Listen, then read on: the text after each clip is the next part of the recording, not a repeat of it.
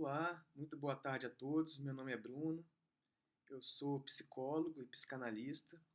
Tenho um consultório aqui particular aqui em Mata da Praia, em Vitória, aqui no Brasil, no Espírito Santo. E eu, com muito prazer, aceitei o convite da Maria Rita para poder falar um pouquinho com vocês, né? Fiquei sabendo que é um seminário de jovens, então vai ter um público aí adolescente, né? Pré-adolescente que vai estar me escutando. Foi passado alguns temas para a gente discutir com vocês. E eu pensei assim, apesar da minha posição como psicólogo é uma posição muito mais de escuta, né, de construção de um saber em conjunto, do que propriamente passar alguma verdade, passar alguma orientação muito específica para vocês, eu resolvi aceitar esse pedido da Maria e conversar um pouquinho sobre dois temas, que é a culpa e a ansiedade, né? Por que eu escolhi esses dois temas? Porque esses dois temas também eles aparecem muito aqui na clínica. E eles são temas que causam um grande sofrimento para as pessoas que estão em torno da culpa e da ansiedade. Então vamos começar pela culpa, né? O que seria a culpa? Primeiramente, a culpa ela é um sentimento que nos ocorre geralmente quando quebramos alguma regra.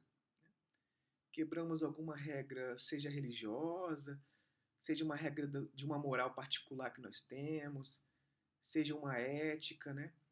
Então, quando nós praticamos algum ato, né? Praticamos alguma ação que está fora desse arcabouço de regras que a gente tem para nós mesmos, esse é um dos elementos que pode nos provocar culpa, né? Quando estamos fora do nosso regramento.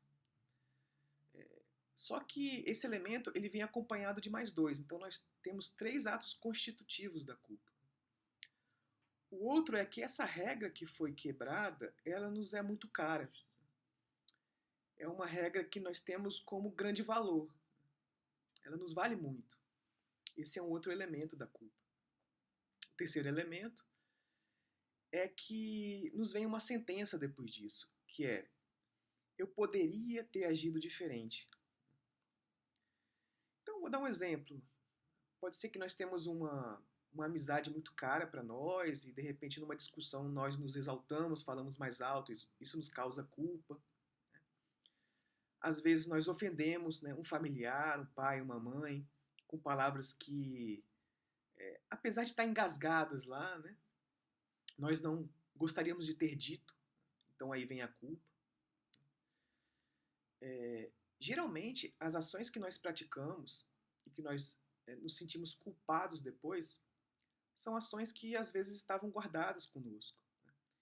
E elas podem sair num momento de fúria, num momento de raiva, num momento de frustração. Né?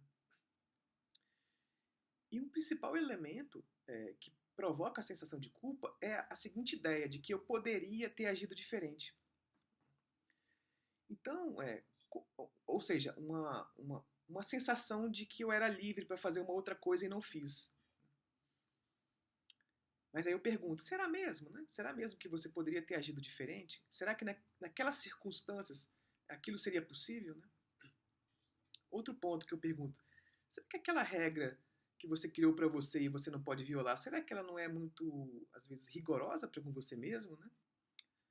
Então, o tratamento da culpa, né, ela vai envolver uma reflexão sobre as regras que nós criamos para nós mesmos, sobre as capacidades que nós temos assim, de colocar essas regras em práticas a todo momento também, e sobre talvez uma falsa sensação de liberdade, que muitas vezes nós somos muito rigorosos conosco no sentido de que eu poderia ter evitado, eu poderia não ter feito da forma que eu fiz. É claro que uma reflexão pode posteriormente fazer com que nós mudamos nosso comportamento, né? Sem nenhum problema. Só que será que naquele momento de dificuldade nós tínhamos realmente recursos psíquicos para agir de forma diferente? Então o tratamento da culpa vai assim, envolver todos esses aspectos. Fora que é importante nesse tratamento assim, escutar a história de cada um de vocês, escutar o que está em torno dessa culpa, como que se criaram essas regras, por que você dá tanto valor para algumas regras, né? Então tudo isso envolve essa escuta da culpa na clínica. Um outro ponto interessante assim de discutir é a ansiedade. A ansiedade, assim, em termos da psicologia evolutiva, ela é um estado de alerta. Um estado de alerta a um perigo próximo ou iminente.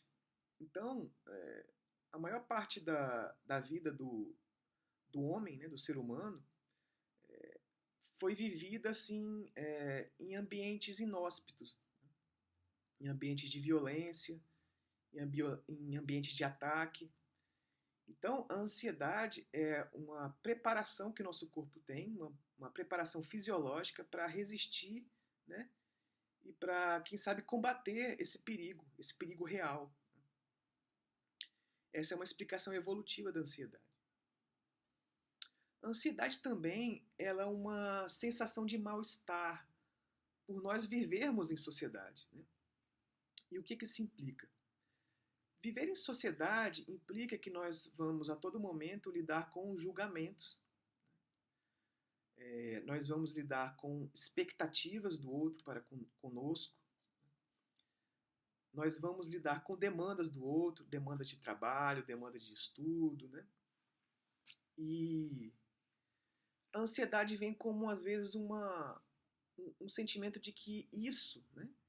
De que isso que nos vem, esse julgamento, essas demandas excessivas, de que isso está muito presente.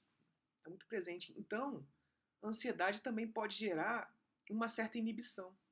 Eu não vou querer ter um contato social, às vezes não é difícil sair de casa, às vezes é difícil apresentar um trabalho, porque aquilo que vem em forma de julgamento para nós, e muitas vezes, gente, assim, não vem propriamente das pessoas que estão no nosso entorno, vem às vezes de um julgamento interno que nós temos para com nós, né, com nós mesmos.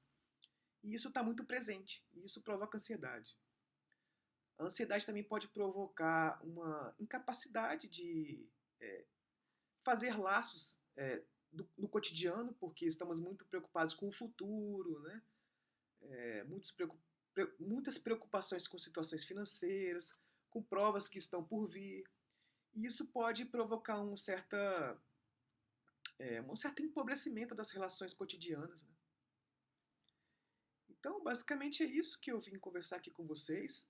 Eu fiquei sabendo também pela Maria que esse público mais jovem que está me escutando é um público que se direcionou aí para os Estados Unidos, né, em busca de uma vida melhor, em busca de melhores condições, né? Então, que existe também uma expectativa dos pais dessas crianças, né, desses adolescentes em dar uma condição melhor para eles, né? E não se cobre tanto, né? Porque a ansiedade também, ela decorre de uma sociedade, às vezes, muito individualista, e que coloca a responsabilidade e a culpa, né, nas costas das pessoas, né? No sentido de que, bom, se você não conseguiu alguma coisa que você queria, então a culpa é só sua, né?